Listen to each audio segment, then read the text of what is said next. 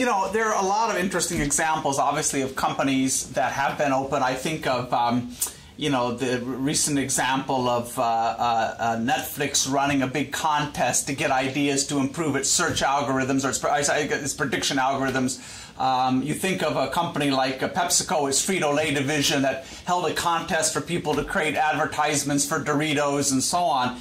Many of these models seem to rely on the willingness of people to contribute their talents for free, and then, as the example you mentioned a few minutes ago of Google, to build on top of those, but basically to subsume those ideas in something that makes money for Google or Frito-Lay and so on. And obviously in some of these cases there's some small kind of reward that's offered, some bounty and so on. But how do you see this playing out over time? Are people going to be willing to give these ideas, to get involved and so on for the sheer joy of contributing and creating? Or are we going to see folks doing this as, you know, maybe we get better mechanisms at tracking back who had that idea and how unique is it and how much value did it create? Are they going to expect kind of more of that total economic pie that comes out of the whole business model? This is an area in terms of the motivations for people to participate and engage in open innovation from the outside. This is an area where we've learned a lot in the last few years, not only from my own research, but from many other people as well. And I think the best way to think about it is there are at least two currencies in play. Of course, there's the currency of money.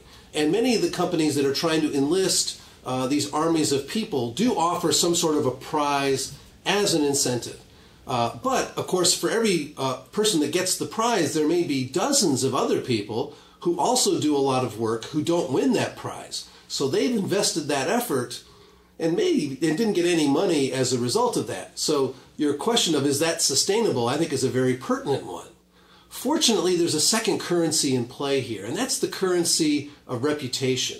And this is one where many of these projects not only announce the winners, but they also announce the finalists or the people who get past a certain threshold. The Netflix competition is a good example. They not only announced the winner of this, but they, in various stages of the competition, announced the finalists or who the top teams were along the way, thus conferring recognition on these people.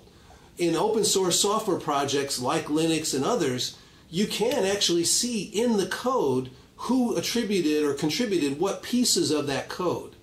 So there are abilities to establish one's reputation through these voluntary participatory activities, and that, I think, is a more sustainable force even when you don't win any money whatsoever.